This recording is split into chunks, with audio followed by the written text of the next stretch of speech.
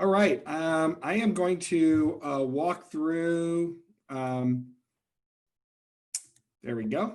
I was waiting for the presentation. And I wanted to walk through today and explain to the group where we are and what this post-COVID world looks like. And there are a lot of moving pieces.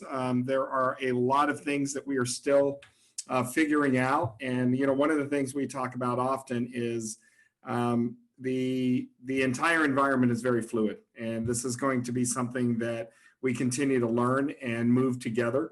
And we're starting to see some great progress, which is encouraging. If you can go to the next slide, the slide will show you that we do have a path forward, and the path forward is something that really is right now anchored in psychology and understanding the psychology of our attendee, the psychology of a traveler today.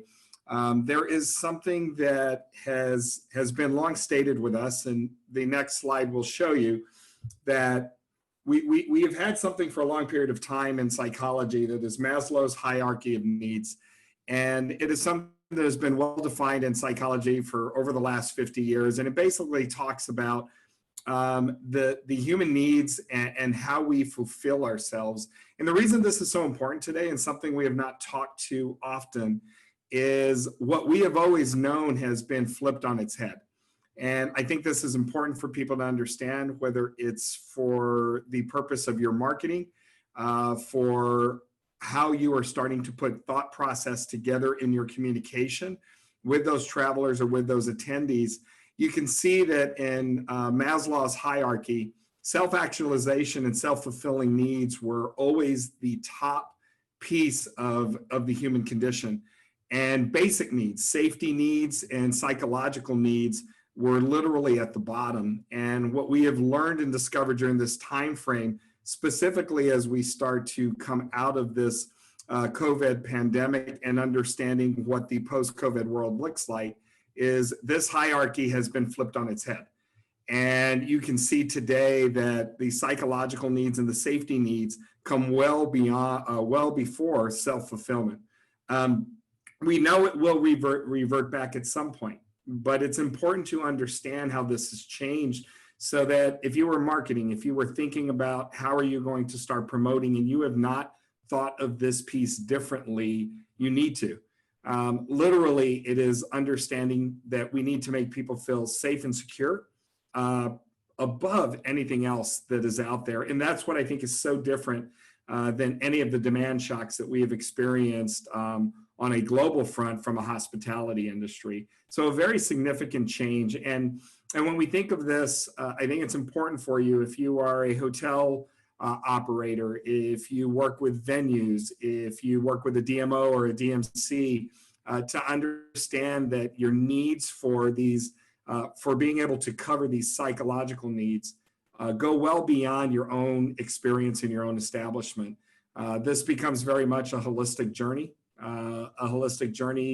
for a traveler, for an attendee, that it literally starts with, I have to travel to get somewhere first. So how do you talk about safety and security at an airport and the airplane and the transportation to and from the hotel?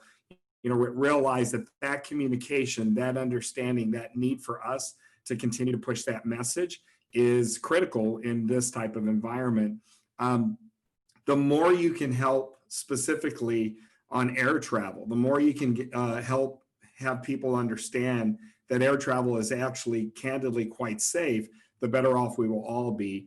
I'm going to show you a video that was actually on NBC News that really does a great job of highlighting this. And this is something we have shared with many of our meeting professionals and many of our staff, so that they can continue to share the message.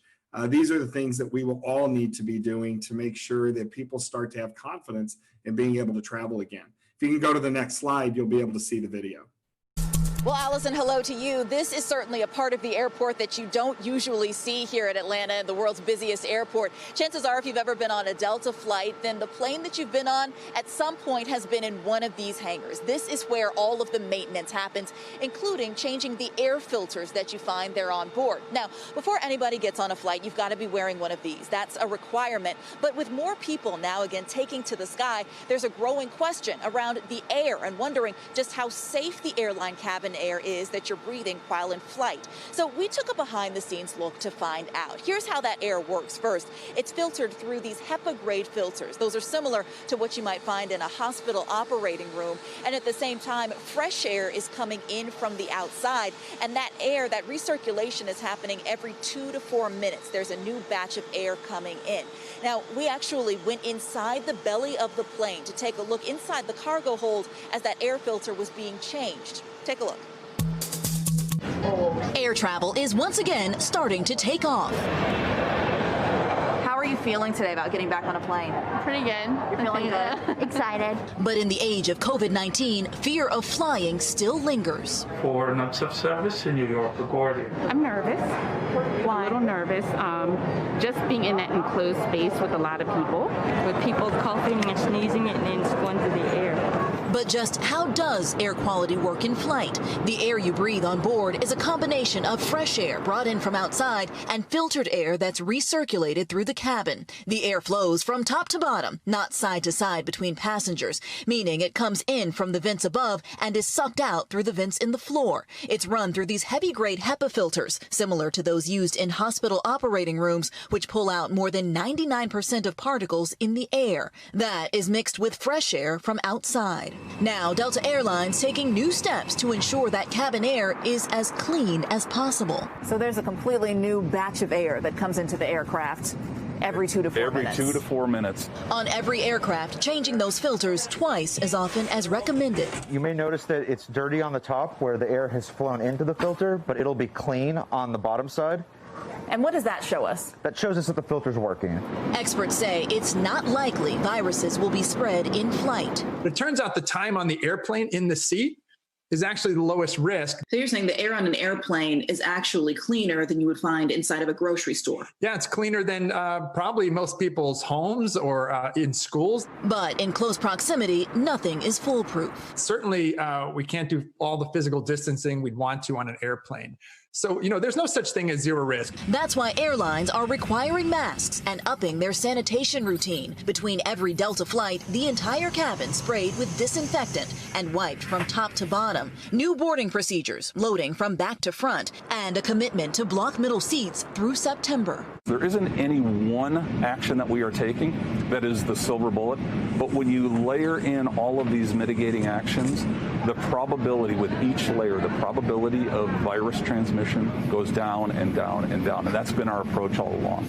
And Delta says they've now committed to changing those air filters twice as frequently as required. Now, across the board, airlines are upping their sanitation practices. We took a look at what Delta's doing. They're spraying down the entire aircraft inside and also wiping it down before every single flight. They've also committed to blocking the middle seats and keeping planes at 60% capacity, at least through September. Now, Allison, for those who may get on board, take a flight, and still feel, even with those reduced capacities, that the flight is too full, Delta says that you can always rebook to a later flight free of charge.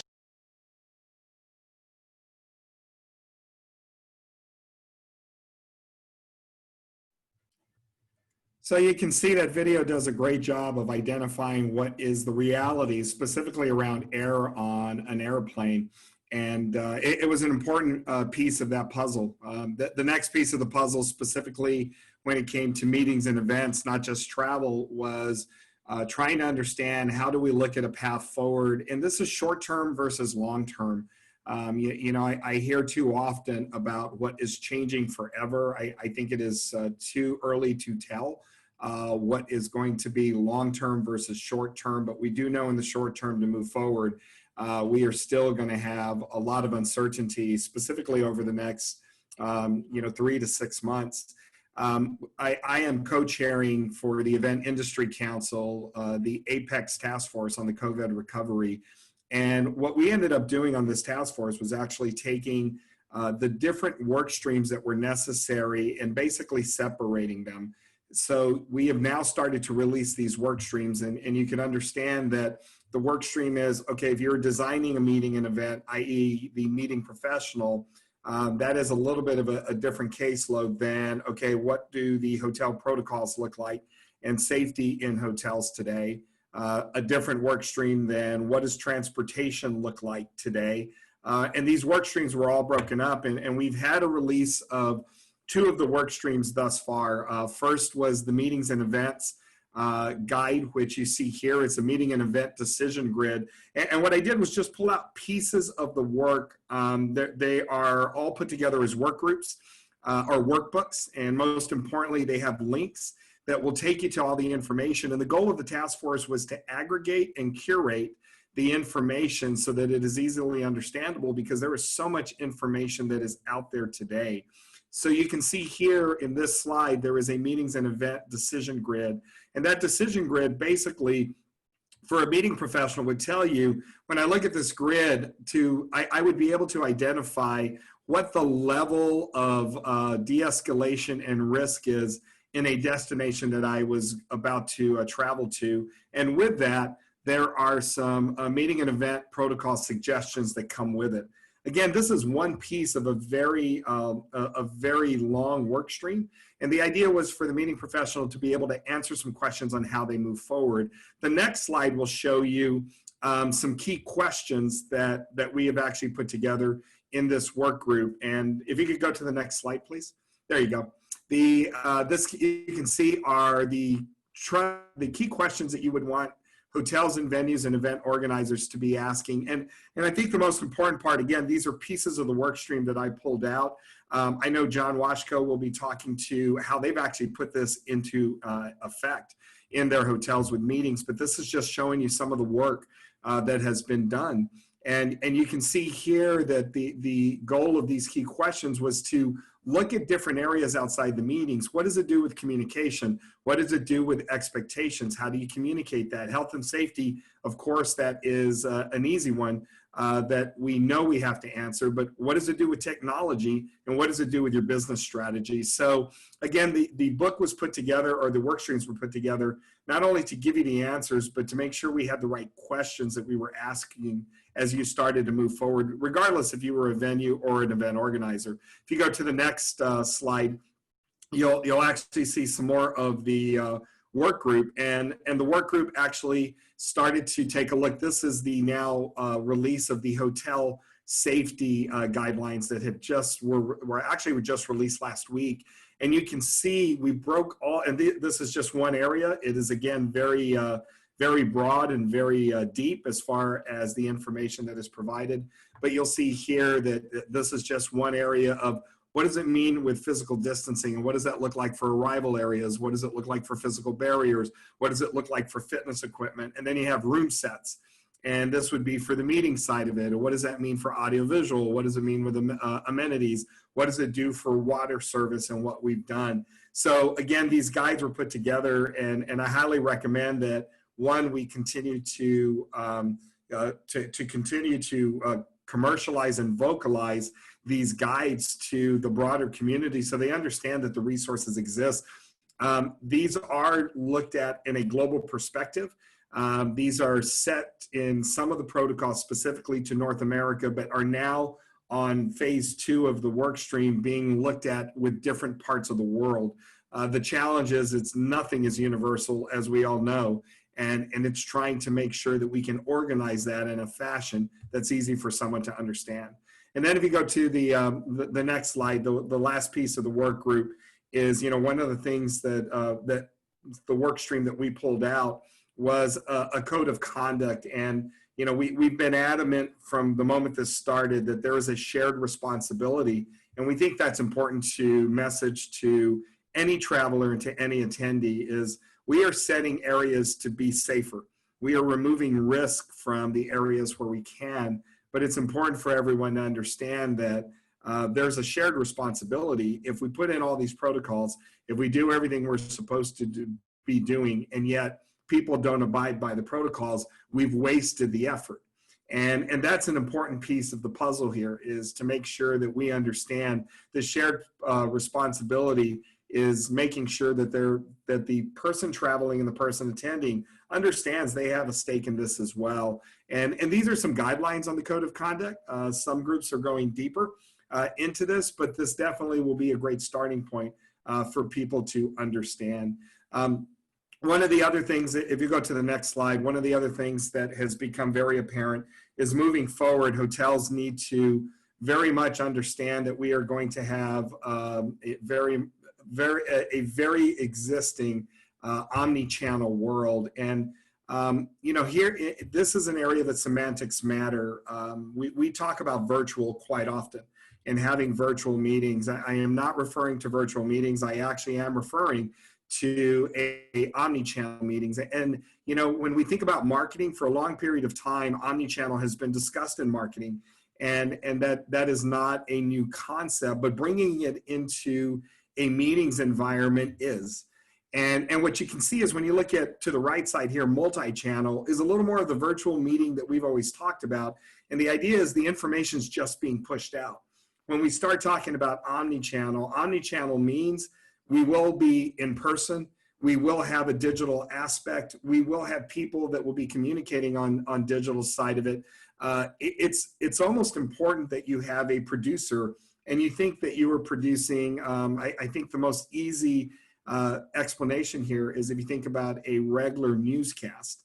When you think about a newscast, that is really what an omni-channel digital event looks like. Because you have somebody in a production booth, you have somebody that literally is live in studio, but the live in studio is going to cut to the field, and you'll have a reporter out somewhere live. You'll have recorded content that will be brought in, and at times you're going to have people being brought in to be part of the discussion with a live event or with the live studio. So realize that's the omni-channel, and you can see the difference. It's not information going out, it's all of that information connecting. And we recently had a meeting at ALHI with 120 people in person, and we had about 700 people that were part of the omni-channel solution. And you could see that we brought the omni-channel, or we brought the virtual audience into the meeting. They were able to ask questions in the same technology that the in-person audience was asking questions with as well. And it all tied together into one seamless program. But most importantly, we had two run of shows. We had to run a show for the live audience, and then we had to run a show for the virtual audience, which was going to be very different. And it's interesting, and I'm going to show you this next video, that as chat was coming through and we saw questions coming through the chat feature, you had people asking like, oh, wow, that would have been really great to see what these breaks were, because the purpose of this meeting was to show how we were going to put meetings on moving forward. And what you'll see here is our producer would take that chat, understand what was being talked about, and literally would pivot and say, okay, this is information we need to share. And what you're going to see here is the answer to some people in the chat saying, God, it would be really great to see what was going on with the breaks. She actually went and produced her own little segment showcasing all of those pieces. If you go to the next slide, you'll see that video. Hello, everyone. I'm Sarah Solomon Dodden with Solomon Productions. We hope that you have been enjoying our live stream this morning. There is still much, much more to come, but what a phenomenal first panel and a lot of great information. I know you guys have been active in both the chat and asking questions on Slido, so keep those coming because there's still a lot of dialogue to look forward to. So as before we step into our next general session, I wanted to walk you through some of the setup that you've seen here. So you kind of got to see a little bit of how the attendees were situated and seated in the Trinity Ballroom here at the Omni Dallas for the general session. Everyone has their own space and everyone's distant, so it's nice and safe inside the ballroom. And then ALHI did a really cool thing where everyone was able to enter through these main doors here. So there's several doors down this ballroom, down this hallway, and it says enter only. Now, right now, what's happening behind these doors is that attendees are being released from the Trinity Ballroom out by the side doors in groups. So the ALHI team is actually on stage right now walking them through that process of how to exit a ballroom safely and not in large packs. They are going to come out here in this space for a little bit of a break with food and beverage, of course, provided by the team at the Omni Dallas, which have done a phenomenal job at putting this event together alongside with ALHI. So as you can see, that food and beverage, snacks, refreshments are all behind plexiglass, and they're actually, all of the stations, which we'll show you here shortly, are being attended by the team at the Omni Dallas. So wave, hi, thank you so much for working with us today. So it's all safe, no one is reaching for their own food. Same goes for the coffee station. So let's walk over to coffee. I know coffee are a big part of our in-person meetings. So how is all of this being done? We're going to show you here as well. If you can wave to us, hello. So you can see here that this is our coffee station, also behind plexiglass. And the goal here is so attendees are not kind of lining up in close quarters, pouring their own coffee. They're actually going to be served coffee one by one. And we'll just kind of circle around this room, and you can see the attendees are starting to come out of the ballroom, which is fantastic, and that's what you're talking about, them being released in small groups. Everyone has a mask on, as you can see here, so we are all trying to stay within the guidelines as best as possible, but still have that in-person experience that we all love. We've got some vendors here, and then over here is more stations with food and beverage. Okay, so we just wanted to give you a visual as to how this can all be done. I know there are a lot of questions about how to do breaks, how to do F&B moving forward. And this is just some ideas that we hope that you can walk away with, in addition to so much more going on. Later today, later this morning, this afternoon, there's a lot of great discussion that is going to continue to happen on that stage. And please continue to share your takeaways and chat with us. There's so much more to come. Thank you so much for being with us today, and we will see you soon. So thank you. And what you saw there was, this was a video that was going on while we were exiting the room from the main program. So you can see that the virtual audience wasn't just sitting there waiting while people were moving into a break. They had their own content that was flowing in between. I just think it's important. And when we talk about an omni-channel world, the important part of thinking about omni-channel is then that content starts to be looked at differently. We start to look at content based on what vehicle it will be driven through. And that is what is going to make this much more fulfilling and much richer as far as what the programming looks like. I will stop there. I am definitely at my time, and am open to any questions should you have them. Yeah, very good. Michael, I gotta say, you've got an impressive career history, having looked at your resume, and I really enjoyed your presentation, as I think we all did. When you're talking about the omni-channel world, was this anything to do with the Back to Business Experiential Forum that we saw online? Was that where this was taking place?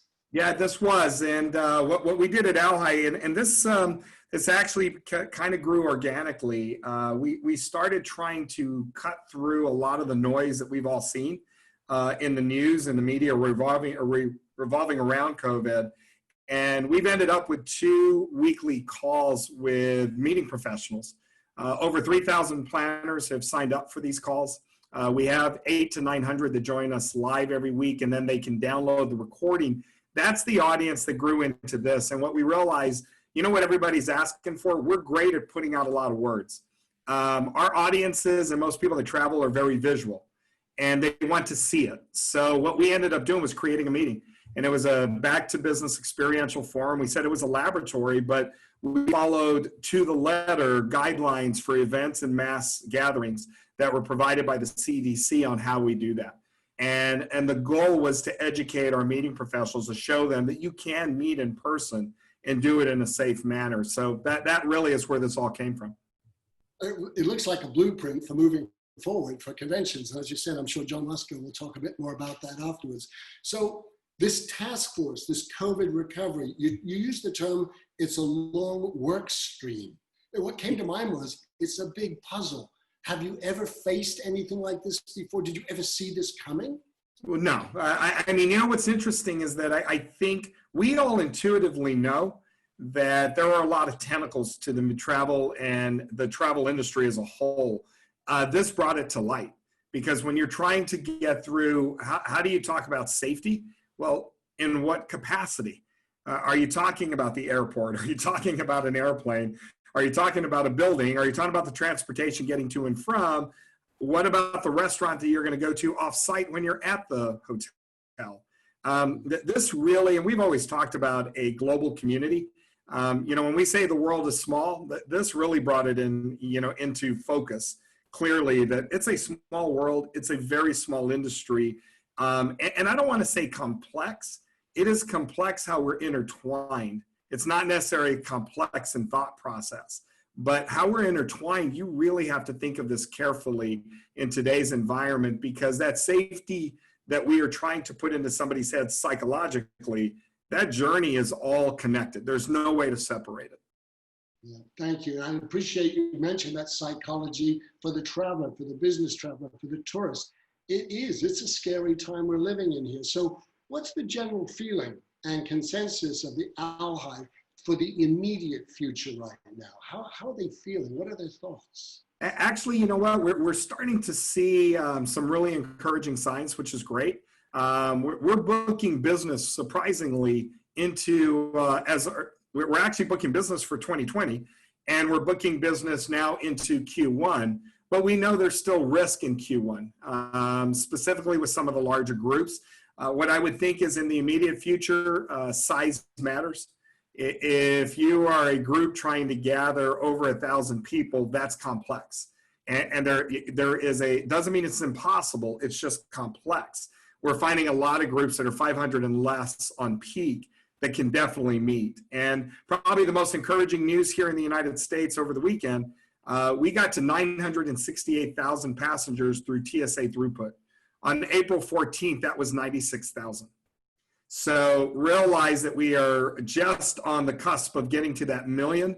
I think that's another psychological barrier. Once we get to 1 million people getting through the airport, we're well short of the 2.5 million that we used to get daily, but it is moving the right way. We are finding a leisure traveler that is traveling and traveling extensively, which means we need to get business travel and our meetings back to start to stabilize the industry. And I do think that will be coming in waves.